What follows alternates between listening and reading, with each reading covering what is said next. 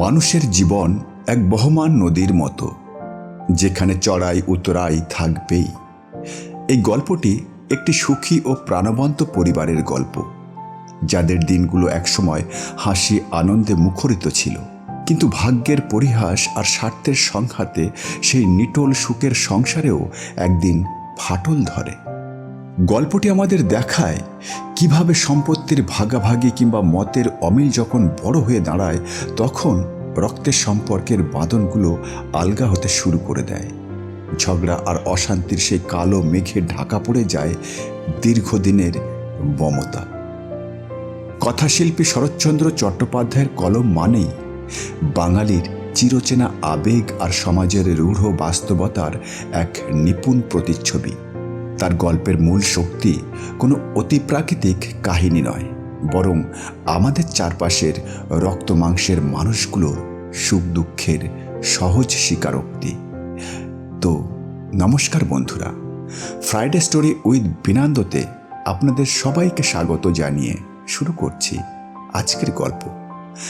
আজকের গল্প অমর কথাশিল্পী শরৎচন্দ্র চট্টোপাধ্যায়ের পরেশ।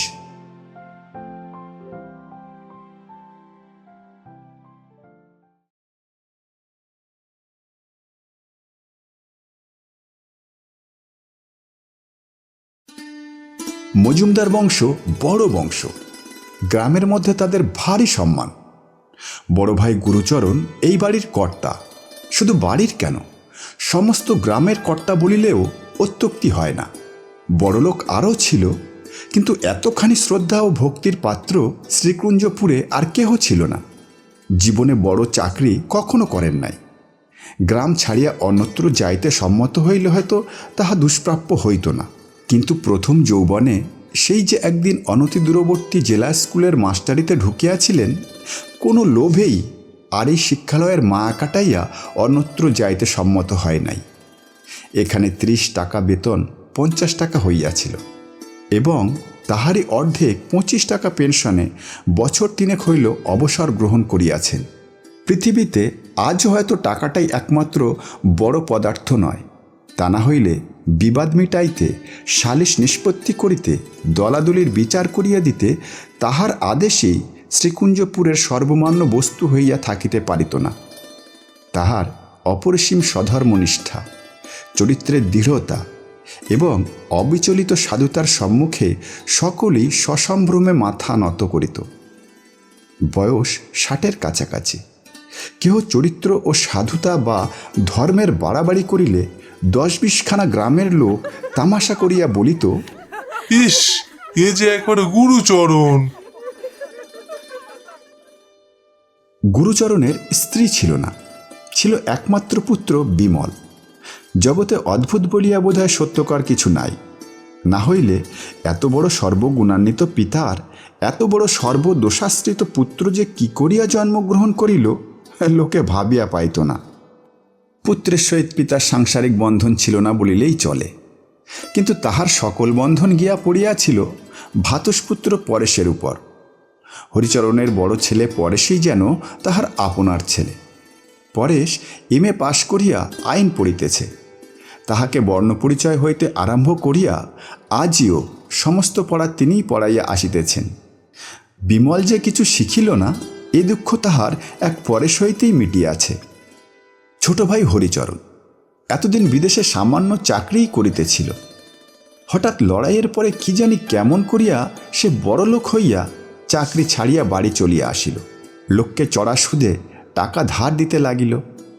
স্ত্রীর নামে একটা বাগান খরিদ করিয়া ফেলিল, এবং আরও 2-1টা কি কাজ করিল, যাহাতে তাহার টাকার গন্ধ 5-7 খানা গ্রামের লোকের নাকে পৌঁছতে বিলম্ব হইল না। একদিন হরিচরণ আসিয়া সবিনয়ে কহিল, দাদা, অনেকদিন ধরেই আপনাকে একটা কথা বলবো ভাবছি। গুরুচরণ কহিল, বেশ বেশ বলো।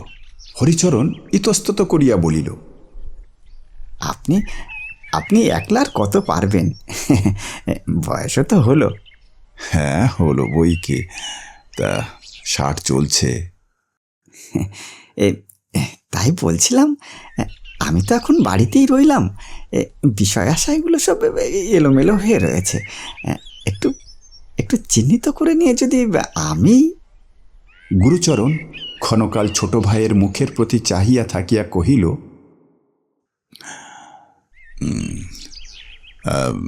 বিষয় আশায় আমাদের সামান্যই, আর আর তাই এলোমেলোও হয়েও নেই।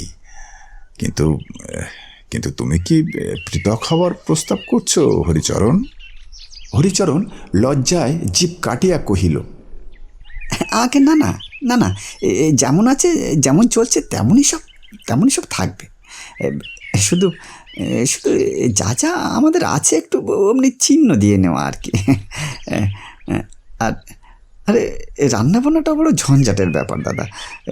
সমস্ত একই থাকবে, তবে তবে ডালটা ভাতটা আলাদা করে নিলে, বুঝলেন না? বুঝেছি বই কি। বেশ বেশ, কাল থেকে তাই হবে। বলছিলাম কি চিহ্নটা কিভাবে দেবেন স্থির করেছেন? স্থির করার তো এতদিন আবশ্যক হয়নি। তবে আজ যদি হয়ে থাকে তো আমার 3 ভাই 3 অংশ সমান ভাগ করে নিলেই হবে। 3 অংশ? 3 অংশ কীরকম? মেজবউ বিধবা, ছেলে পুলে নেই, তার আবার অংশ কি? না দাদা, ও দু ভাগ হবে। না না হরিচরণ, না, 3 ভাগ হবে। মেজবৌমা আমার শ্যামাচরণের বিধবা, যতদিন বেঁচে আছেন অংশ পাবেন বই কি। না দাদা, আইনে পেতে পারে না, শুধু ওই খেতে পড়তেই পেতে পারে। সে তো পারি, কেননা বাড়ির বউ। আচ্ছা, ধরুন কাল যদি বিক্রি করতে কিংবা বাধা দিতে চায়? আইনে যদি সে অধিকার দেয় তো তিনি করবেন। হরিচরণ মুখ কালো করিয়া বলিল, করবেন বই কি। পরদিন হরিচরণ দড়ি লইয়া ফিতা লইয়া বাড়ি ময় মাপযোগ করিয়া বেড়াইতে লাগিল। গুরুচরণ জিজ্ঞাসাও করিলেন না, বাধাও দিলেন না। দিন 2-3 পরে ইট কাঠ বালি চুন আসিয়া পড়িল। বাড়ির পুরানো ঝি আসিয়া খবর দিল, খবর শুনেছেন বড়বাবু? কাল থেকে রাজমিস্ত্রি লাগবে, ছোটবাবুর পাঁচিল পড়বে। গুরুচরণ সহাস্যে কহিলেন, সে তো দেখতেই পাচ্ছি গো। হ্যাঁ, বলতে হবে কেন। দিন 5-6 পরে একদিন সন্ধ্যার পরে দ্বারের বাহিরে পদশব্দ শুনিয়া গুরুচরণ মুখ বাড়াইয়া দেখিয়া জিজ্ঞাসা করিলেন, পঞ্চুর মা কি গা? পঞ্চুর মা বহুদিনের দাসী। সে ইঙ্গিতে দেখাইয়া বলিল, মেজ বৌমা দাঁড়িয়ে আছেন বড়বাবু। বড় বউয়ের মৃত্যুর পর হইতে বিধবা ভাতৃবধূই এ সংসারের গৃহিণী। তিনি অন্তরাল হইতে ভাসুরের সহিত কথা কহিতেন। মৃদুকণ্ঠে কহিলেন, দাদা, শ্বশুরের ভিটেতে কি আমার কোনো দাবি নেই যে ছোট বউয়েরা আমাকে অহরহ গালমন্দ করছে? আছে বই কি বৌমা, আছে। যেমন তাদের আছে, ঠিক তোমারও তেমনি আছে। পঞ্চুর মা বলিল, কিন্তু এমন ধারা করলে তো বাড়িতে আর টিকতে পারা যাবে না। গুরুচরণ সমস্ত শুনিতেছিলেন। ক্ষণকাল চুপ করিয়া থাকিয়া বলিলেন, পরেশকে আসতে চিঠি লিখে দিয়েছি পঞ্চুর মা। হ্যাঁ, একবার সে এসে পড়লেই দেখো সমস্ত ঠিক হয়ে যাবে। এই কটা দিন তোমরা একটু সহ্য করে থাকো। হ্যাঁ, একটু সহ্য করে থাকো। মেজবউ ইতস্তত করিয়া কহিল, কিন্তু পরেশ কি? না, কিন্তু নয় মেজ বৌমা, কিন্তু নয়। আমার পরেশের সম্বন্ধে কিন্তু চলে না। হরি তার বাপ বটে, কিন্তু সে তো আমারই ছেলে। সমস্ত পৃথিবী যদি একদিকে যায় তবু সে আমারই।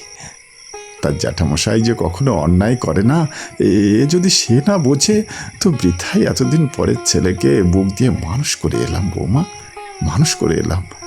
সে আর বলতে, সে বছর মায়ের অনুগ্রহ হলে তুমি সারা আর চোমের মুখ থেকে তাকে কে কেড়ে আনতে পারতো বড়বাবু? তখন তখন কোথায় বা তার ছোটবাবু আর কোথায় বা তার সৎমা?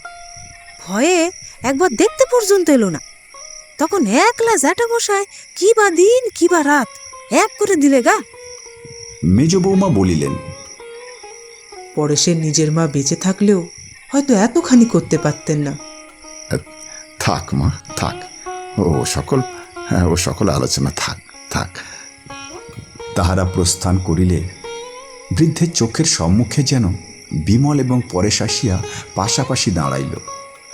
জানালার বাহিরে অন্ধকার আকাশের প্রতি চাহিয়া অকস্মাৎ মুখ দিয়া দীর্ঘশ্বাস পড়িল। তাহার পরে মোটা বাঁশের লাঠিটি হাতে তুলিয়া লইয়া সরকারদের বৈঠকখানায় পাশা খেলিতে চলিয়া গেলেন।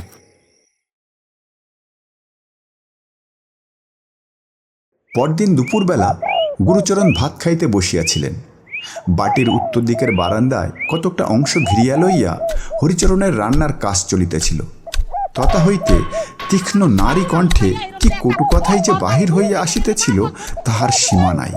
তাহার আহারের যথেষ্ট বিঘ্ন ঘটিতেছিল, কিন্তু সহসা পুরুষের মোটা গলা আসিয়া যখন তাহাতে মিশিল, তখন ক্ষণকালের জন্য তিনি কান খাড়া করিয়া শুনিয়া হঠাৎ উঠিয়া দাঁড়াইলেন। মেজবধূ ঠাকুরানী অন্তরাল হইতে হায় হায় করিয়া উঠিলেন এবং পঞ্চুর মা ক্রোধে ক্ষোভে চিৎকার করিয়া এই দুর্ঘটনা প্রকাশ করিয়া দিল। প্রাঙ্গণে দাঁড়াইয়া গুরুচরণ ডাকিয়া কহিলেন, হরিচরণ, হরিচরণ, মেয়েদের কথায় আমি কান দিতে চাই না, কিন্তু কিন্তু তুমি পুরুষ মানুষ হয়ে যদি বিধবা বড় ভাজকে এমনি করে অপমান করো, তার তো তাহলে বাড়িতে থাকা চলে না।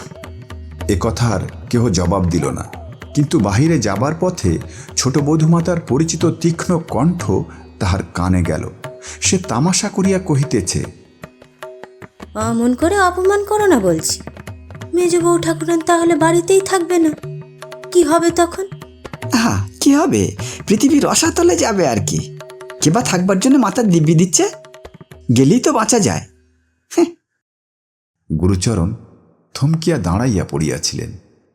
বক্তব্য শেষ হইলে নীরবে নিষ্ক্রান্ত হইয়া গেলেন।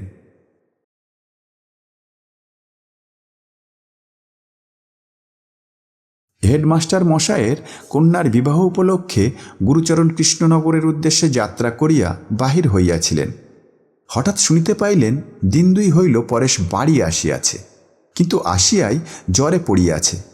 ব্যস্ত হইয়া পরেশের ঘরের মধ্যে প্রবেশ করিতেছিলেন। সম্মুখে ছোট ভাইকে দেখিতে পাইয়া জিজ্ঞাসা করিলেন, হরে হরে হরে, শুনছিলাম কি পরেশের নাকি জ্বর? হরিচরণ হুঁ বলিয়া বাহির হইয়া গেল। ছোট বধূমাতার বাপের বাড়ির দাসী পথ আটকাইয়া বলিল, আরে আরে আরে, আপনি ঘরের ভিতরে যাবেন না।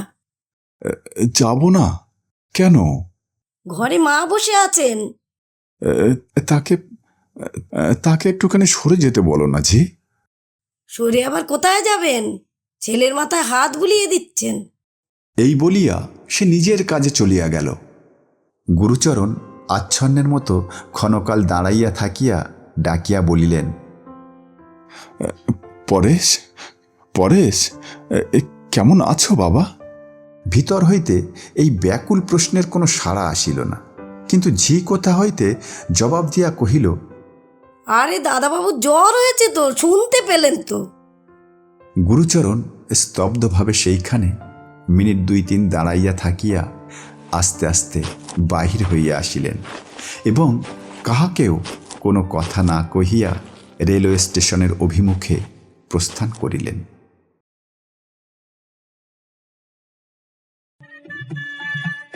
সেখানে বিবাহ বাড়িতে আর কেহ তেমন লক্ষ্য করিল না, কিন্তু কাজকর্ম চুকিয়া গেলে তাহার বহুদিনের বন্ধু হেডমাস্টার মশাই আড়ালে ডাকিয়া জিজ্ঞাসা করিলেন, ব্যাপারটা কি ঘটছে গুরুচরণ? হরিচরণ নাকি ভারী তোমার পেছনে লেগেছে? গুরুচরণ অন্য মনস্কের মতো কহিলেন, হরিচরণ? না না, কই না, না না না। না কি হে, হরিচরণের শয়তানি কাণ্ড তো সবাই শুনেছে। গুরুচরণের হঠাৎ যেন সমস্ত কথা মনে পড়িয়া গেল। কহিলেন, হ্যাঁ হ্যাঁ হ্যাঁ হ্যাঁ, এই বিষয় সম্পত্তি নিয়ে হরিচরণ গণ্ডগোল করছে বটে। তাহার কথার ধরনে হেডমাস্টার ক্ষুণ্ণ হইলেন। ছেলেবেলার অকপট বন্ধু, তথাপি গুরুচরণ ভিতরের কথা ঔদাস্যের আবরণে গোপন করিতে চাহে। ইহাই মনে করিয়া তিনি আর কোনো প্রশ্ন করিলেন না।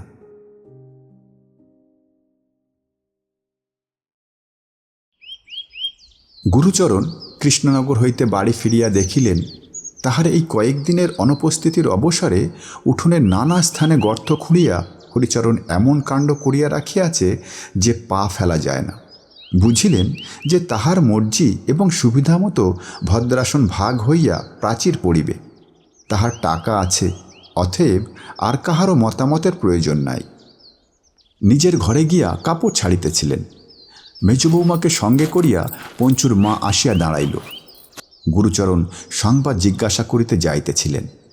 অকস্মাৎ অস্ফুট আর্তকণ্ঠে কাঁদিয়া মেজ বৌমা কক্ষতলে লুটাইয়া পড়িল। পঞ্চুর মা নিজেও কাঁদিতে লাগিল এবং কাঁদিতে কাঁদিতেই জানাইল যে পরশু সকালে মেজ বৌমাকে গলায় ধাক্কা মারিয়া হরিচরণ বাড়ি হইতে বাহির করিয়া দিয়াছিল এবং সে উপস্থিত না থাকিলে মারিয়া আধমরা করিয়া দিত। ঘটনাটা সম্পূর্ণ উপলব্ধি করিতে গুরুচরণের অনেকক্ষণ লাগিল। তাহার পরেও তিনি মাটির মূর্তির মতো নির্বাক ও নিস্পন্দ থাকিয়া হঠাৎ প্রশ্ন করিলেন, হরিচরণ সত্যি সত্যি তোমার গায়ে হাত দিলে বৌমা? ও পারলে? খানিক পরে জিজ্ঞাসা করিলেন, পরেশ বোধহয় শয্যাগত? পঞ্চুর মা কহিল, তার তো কিছুই হয়নি বড়বাবু। এই তো আজ সকালের গাড়িতেই কলকাতা চলে গেল। হয়নি? তার বাপের কীর্তি সে তবে জেনে গেছে? পঞ্চুর মা কহিল, সমস্তই। গুরুচরণের পায়ের তলার মাটি পর্যন্ত যেন দুলিতে লাগিল। কহিলেন, বৌমা এই এত বড় অপরাধের শাস্তি যদি তার না হয় তো এ বাড়ি থেকে বাস আমার উঠল। এখনো সময় আছে। আমি গাড়ি ডেকে আনছি। তোমাকে আদালতে গিয়ে নালিশ করতে হবে। আদালতে নালিশ করার নামে মেজবউ চমকিয়া উঠিল।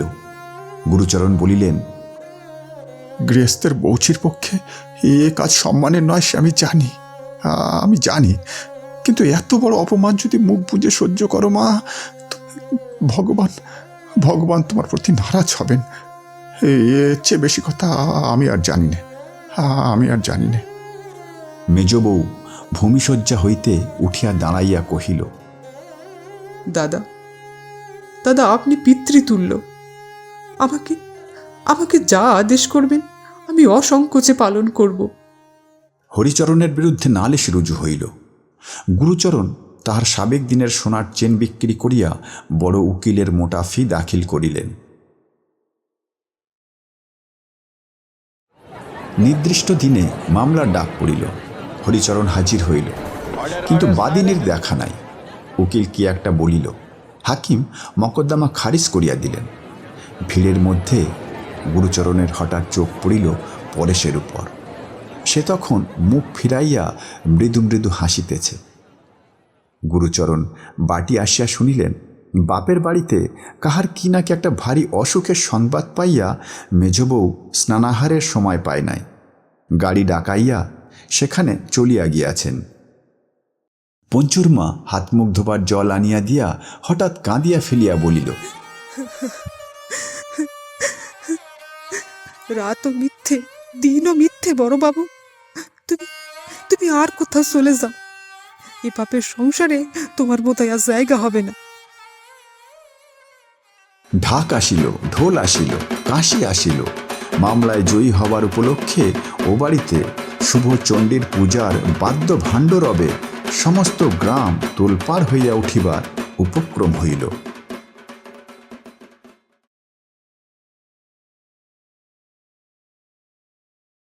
দ্বিধাবিভক্ত ভদ্রাসনের এক অংশ রহিল হরিচরণ ও অপর অংশে রহিলেন গুরুচরণ ও সংসারের বহুদিনের দাসী পঞ্চুর মা। পরদিন সকালে পঞ্চুর মা আসিয়া কহিল, রান্নার সমস্ত জোগাড় করে দিয়েছি বড়বাবু। রান্নার জোগাড়? ও ঠিক আছে, ঠিক আছে, চলো চলো চলো, যাচ্ছি, চলো। এই বলিয়া গুরুচরণ উঠিবার উপক্রম করিতে দাসী কহিল, কিছু তাড়াতাড়ি নেই বড়বাবু, বেলা হোক না। আপনি বরঞ্চ আজ গঙ্গা স্নান করে আসুন। আচ্ছা আচ্ছা, তাই যাই, তাই যাই, তাই যাই। বলিয়া গুরুচরণ নিমেষের মধ্যে গঙ্গা স্নানে যাইবার জন্য প্রস্তুত হইয়া দাঁড়াইলেন। তাহার কাজ বা কথার মধ্যে অসঙ্গতি কিছুই ছিল না। তবুও পঞ্চুর মার কেমন যেন ভারী খারাপ ঠেকিল। তাহার কেবলই মনে হইতে লাগিল, এ যেন সে বড়বাবু নয়। পঞ্চুর মা বাড়ির ভিতরে আসিয়া চেঁচাইয়া বলিতে লাগিল, ভালো হবে না, ভালো হবে না, কখনো ভালো হবে না। শাস্তি শাস্তি ভগবান দেবেনই দেবেন। কাহার ভালো হইবে না, কাহাকে তিনি শাস্তি দেবেনই দেবেন, ঠিক বোঝা গেল না। কিন্তু ছোট তরফ হইতে এ লইয়া বিবাদ করিতে সেদিন কেহই উদ্যত হইল না। এমনি করিয়া দিন কাটিতে লাগিল। গুরুচরণের একমাত্র সন্তান বিমলচন্দ্র সে সুসন্তান নহে, পিতা তাহা ভালো করিয়াই জানিতেন। মাস কয়েক পূর্বে ঘণ্টা কয়েকের জন্য একবার সে বাড়ি আসিয়াছিল, আর তাহার দেখা নাই। সেবার একটা ব্যাগের মধ্যে সে গোপন কি কতগুলো রাখিয়া যায়। চলিয়া গেলে গুরুচরণ পরেশকে ডাকিয়া কহিয়াছিলেন, দেখো তো বাবা, কি আছে ওর মধ্যে। পরেশ পরীক্ষা করিয়া দেখিয়া বলিয়াছিল, কতগুলো কাগজপত্র বোধ হয়, দলিল টলিল হবে জ্যাঠামশাই। এগুলো এগুলো পুড়িয়ে ফেলি। কিন্তু যদি দরকারি দলিল হয়। দরকারি তো বটেই, কিন্তু বিমলদার পক্ষে বোধহয় অদরকারি। বিপদ কাজ কি ঘরে রেখে। গুরুচরণ আপত্তি করিয়া বলিয়াছিলেন, না না, না জেনে নষ্ট করা যায় না পরেশ, কারো সর্বনাশ হয়ে যেতে পারে। আর ওগুলো তুই কোথাও লুকিয়ে রেখে দিকে বাবা, পরে যা হয় করা যাবে কোনে। হ্যাঁ, পরে যা হয় করা যাবে কোনে। এই ঘটনা আর তার মনে ছিল না। আজ সকালে গঙ্গা স্নান করিয়া আসিয়া রাঁধিতে যাইতেছিলেন। অকস্মাৎ সেই ব্যাগ হাতে পরেশ, হরিচরণ, গ্রামের জন কয়েক ভদ্র ব্যক্তি ও পুলিশের দারোগা কনস্টেবল দল লইয়া আসিয়া উপস্থিত হইল। ঘটনাটা সংক্ষেপে এই যে, বিমল ডাকাতির আসামি, সম্প্রতি ফেরার। খবরের কাগজে খবর পাইয়া পরেশ পুলিশের গোচর করিয়াছে। ব্যাগটা এতদিন তাহার কাছেই ছিল। বিমল মন্দ ছেলে, সে মদ খায়, আনুষঙ্গিক দোষও আছে।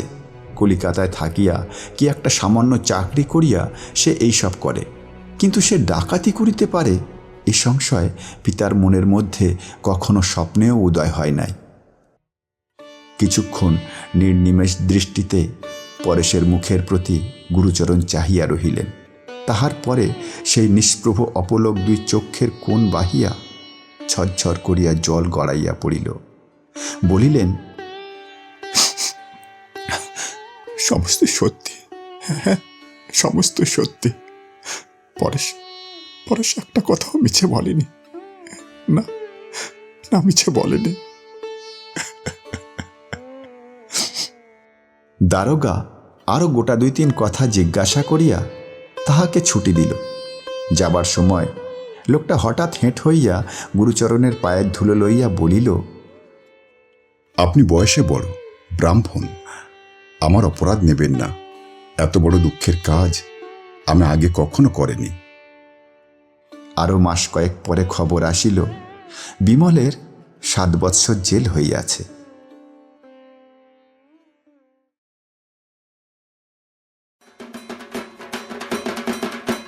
আবার ঢাক ঢোল কাশি সহযোগে শুভচণ্ডীর সমারোহে পূজার আয়োজন হইতেছিল। পরেশ বাধা দিয়া কহিল, বাবা বাবা এসব থাক। কেন শুনি? আমি সইতে পারবো না। বেশ তো সইতে না পারো আজকের দিনটা কলকাতায় বেরিয়ে এসো গে।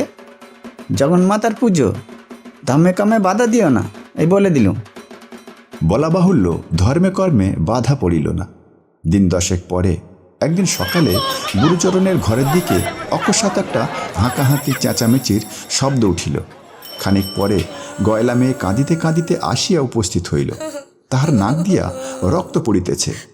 হরিচরণ ব্যস্ত হইয়া জিজ্ঞাসা করিলেন, রক্ত? উমা, ও মা, রক্ত কিসের মোক্ষদা? এই ব্যাপারটা কি? হ্যাঁ, ব্যাপারটা কি?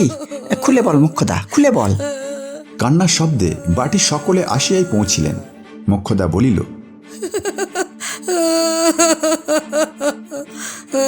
আমি দুধে জল দিয়েছি বলে বড়বাবু আমাকে লাথি মেরে গর্তে ফেলে দিয়েছে। কে? তুই কি বললি? দাদা?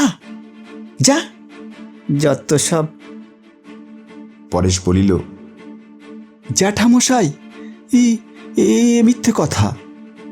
ছোট গিন্নি বলিলেন, বট ঠাকুর দিয়েছেন মেয়ে মানুষের গায়ে হাত? এই এই তুই কি স্বপ্ন দেখছিস গয়লা মেয়ে? সে গায়ের কাদা মাটি দেখাইয়া ঠাকুর দেবতা দিব্যি করিয়া বলিল, ঘটনা সত্য। ইনজাংশনের কৃপায় প্রাচীর তোলা বন্ধ হইয়াছিল বটে, কিন্তু উঠানের গর্তগুলো তেমনই ছিল, বোঝানো হয় নাই। গুরুচরণ লাথি মারায় ইহার মধ্যে মোক্ষদা পড়িয়া গিয়া আহত হইয়াছে।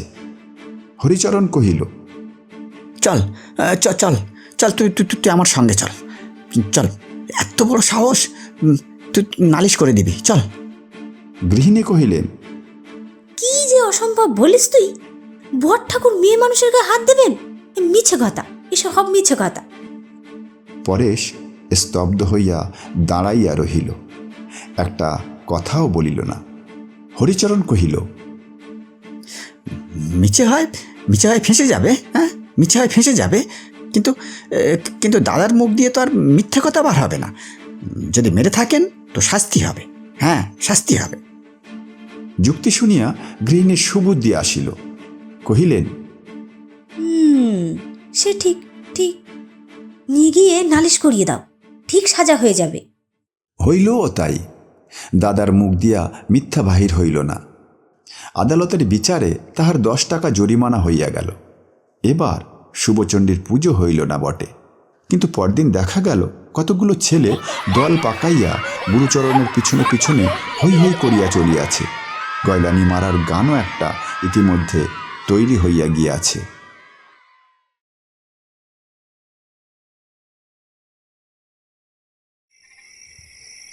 রাত্রি বোধ হয় তখন 8টা হইবে। হরিচরণের বৈঠকখানা গমগম করিতেছে। গ্রামের মুরব্বীরা আজকাল এইখানেই আসিতে আরম্ভ করিয়াছেন। অকস্মাৎ একজন আসিয়া বড় একটা মজার খবর দিল। কামারদের বাড়ির ছেলেরা বিশ্বকর্মা পুজো উপলক্ষে কলিকাতা হইতে জন্দই খ্যামটা আনাইয়াছে। তাহারই নাচের মজলিসে বসিয়া গুরুচরণ। হরিচরণ হাসিয়া লুটাইয়া পড়িয়া কহিল,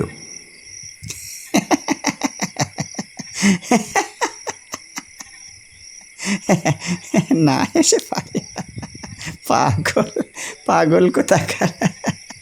শোনো কথা একবার, শোনো কথা। দাদা গেছে খ্যামটার নাচ দেখতে, দাদা গেছে খ্যামটার নাচ দেখতে। কোথায়, কোন গুলির আড্ডা থেকে আসা হচ্ছে অবিনাশ? দাদা গেছে খ্যামটার নাচ দেখতে। অবিনাশ মায়েরে দিব্যি করিয়া বলিল, সে স্বচক্ষে দেখিয়া আসিয়াছে। একজন ছুটিয়া চলিয়া গেল সঠিক সংবাদ আনিতে। মিনিট 10 পরে ফিরিয়া আসিয়া জানাইল, সে খবর সর্বাংশেই সত্য। আর শুধু নাচ দেখাই নয়, রুমালে বাঁধিয়া পেলা দিতেও সেই মাত্র নিজের চোখে দেখিয়া আসিল। একটা হইচই উঠিল। কেহ বলিল, এমন যে একদিন ঘটবে তা জানা ছিল। কেহ কহিল, হ্যাঁ, যেদিন বিনা দোষে ওই স্ত্রী লোকের গায়ে হাত দিয়েছে সেই দিনেই সব বোঝা গেছে। একজন ছেলের ডাকাতির উল্লেখ করিয়া কহিল, হ্যাঁ, ওই থেকে বাপের চরিত্র আন্দাজ করা যায়। আজ কথা কহিল না শুধু হরিচরণ। সে অন্যমনস্কের মতো চুপ করিয়া বসিয়া রহিল। তাহার কেমন যেন আজ ছেলেবেলার কথা মনে হইতে লাগিল। একে তাহার বর্দা, একে গুরুচরণ মজুমদার।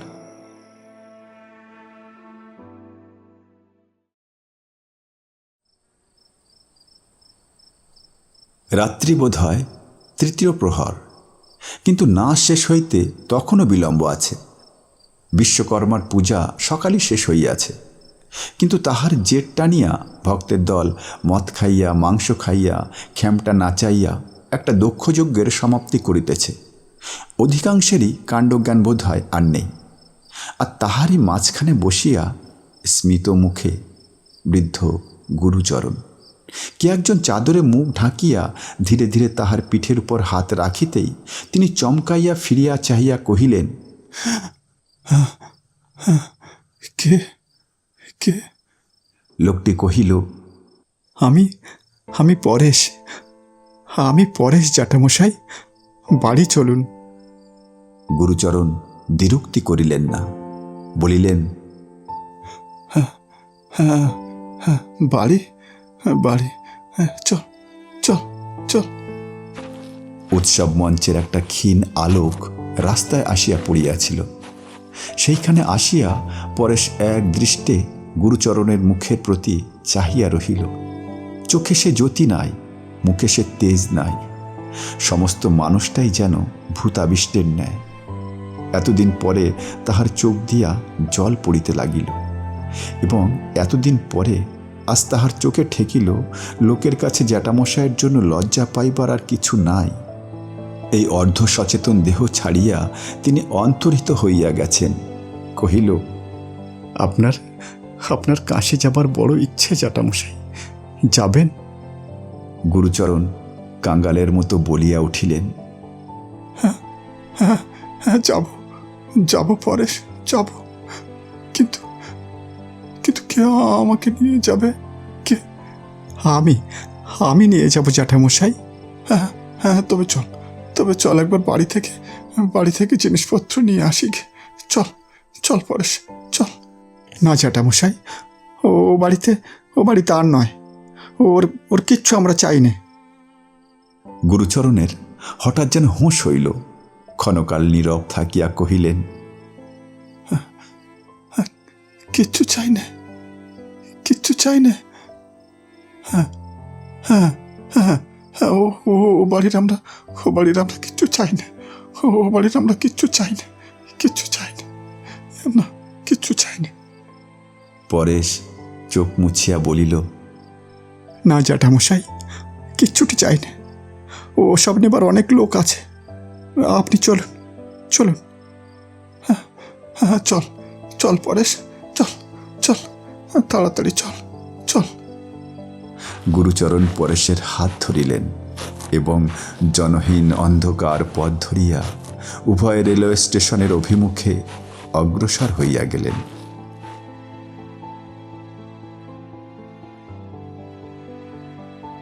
তো আজ এই পর্যন্ত। আবার দেখা হবে আগামী সপ্তাহে এরকমই আরেকটি কালজয়ী গল্পের সাথে। নমস্কার।